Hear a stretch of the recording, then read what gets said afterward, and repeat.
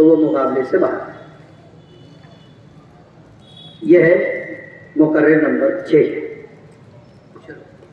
عالی مقام صدر نشئین، اسٹیج پر جلوہ گر معززین اور باوقار سامعین، السلام علیکم۔ آج میں آپ کے سامنے چھوٹا منہ بڑی بات کرنے آیا ہوں۔ جی ہاں، آج میں آپ کی خدمت میں آئین میں جوان مرداں، حق گوئی و بے باکی اس عنوان کے تحت تقریر پیش کروں گا۔ حضرات، یہ دنیا فریب و دجل ہے، یہاں کسی کو حقیقت کا آئینہ دکھانا پتھر کے شہر میں شیشے کا بدل لے جانے جیسا ہے، مگر دھول چہرے پر ہو تو آئینہ صاف کرنے سے حل نہیں نکلتا، ہمیں چہرہ ہی صاف کرنا پڑے گا۔ حضرات، اسلامی تاریخ میں حق گوئی، بے خوفی، جرأت اور بہادری کے بے شمار واقعات ہیں۔ حق گوئی ہر دور میں بہادروں اور حق پرستوں کا شیوا رہی ہے، جنہوں نے بڑے بڑے باجبروت حکمرانوں کے سامنے بے باکی کے ساتھ حق کی آواز بلند کی اور بڑے بڑے فتنوں کو زیر کیا۔ خلیفہ مامون رشید کے زمانے میں خلق قرآن کا فتنہ اٹھا، خلیفہ بھی اس کے زیر اثر آ گئے تھے اور کہنے لگے تھے کہ قرآن اللہ کی مخلوق ہے۔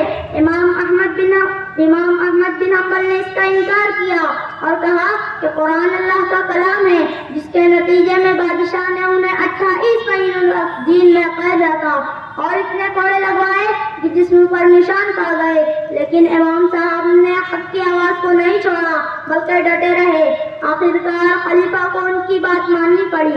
عرش بے باکی و حق گوئی ہے مذہب اپنا، عرش بے باکی و حق گوئی ہے مذہب اپنا، ہم نہ بدلیں گے کبھی وقت کی چالوں کی طرح۔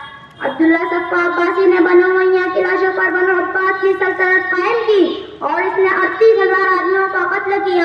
اس نے تخت پر بیٹھنے کے بعد سوال کیا کہ پوری سلطنت میں کوئی شخص ہے جو میرے اس طرز عمل کا ناقد اور مخالف ہو؟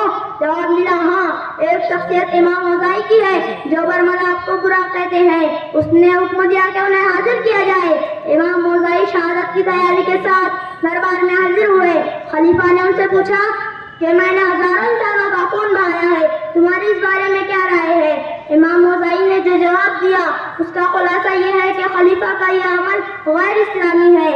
100 بار تیری جان پہ بند آئی ہے فرحت، 100 بار تیری جان پہ بند آئی ہے فرحت، پھر بھی تیری حق گوئی کی عادت نہیں جاتی۔ امام اوزاعی کی زبان پر مسلسل یہ الفاظ تھے، حسبی اللہ لا الہ الا هو علیہ توکلت وهو رب العرش العظیم۔ خلیفہ پر عجیب کیفیت طاری ہو گئی۔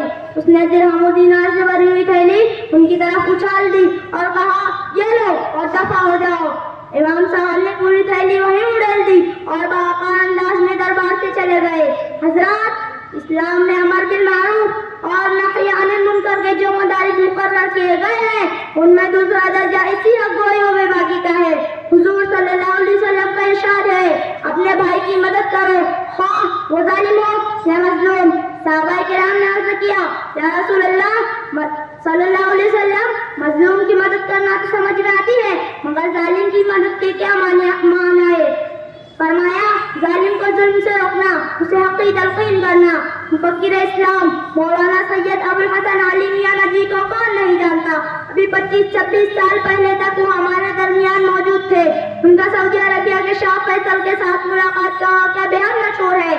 مولانا علی میاں جب شاہ فیصل کی دعوت پر شاہی محل کے کمرے ملاقات میں داخل ہوئے تو بہت دیر تک محل کی چھت اور دیوار کو حیرت و استعجاب سے دیکھتے رہے۔ شاہ فیصل نے جب سبب پوچھا تو فرمایا کہ میں نے بادشاہوں کے دربار کبھی نہیں دیکھے مگر تاریخ میں پڑھا ہے کہ ہمارے یہاں بھی ایک بادشاہ گزرا ہے جس نے 52 سال حکومت کی۔ اس کے دور میں مسلمان آزاد تھے، خوشحال تھے، ان کے لیے آسانیاں تھی، مگر بادشاہ پیوندہ کے کپڑے پہنتا تھا، قرآن مجید کی کتابت کر کے اور ٹوپیاں بنا کر کے گزر بسر کرتا تھا، رات بھر اپنے پروردگار کے حضور آنسو بہاتا تھا۔ اس وقت مسلمان حکمراں غریب اور سادہ تھے اور عوام خوشحال اور آسودہ۔ آج آپ کا یہ محل دیکھ کر خیال آیا کہ سب کچھ کتنا بدل گیا ہے۔ آج ہمارے بادشاہ خوشحال ہیں اور مسلمانوں کا یہ حال ہے کہ وہ فلسطین میں بے گھر ہیں، کشمیر میں ان کا لہو ارزاں ہے، وسطی ایشیا میں اپنی شناخت سے محروم ہے۔ مولانا علی میاں کی بات سن کر بادشاہ زاروں قطار رونے لگا اور کہا کہ وہ بادشاہ اس لیے ایسے تھے کہ انہیں آپ جیسے ناصح میسر تھے، آپ تشریف لاتے رہے اور ہم جیسے کمزور انسانوں کو نصیحتیں کرتے رہے۔ حق گوئی کی ایسی ان کی بات گوئی تھی ایسی ان کی بات ہر ایک نے مانی، ان کے عزم کے آگے ہو گئے دشمن پانی پانی۔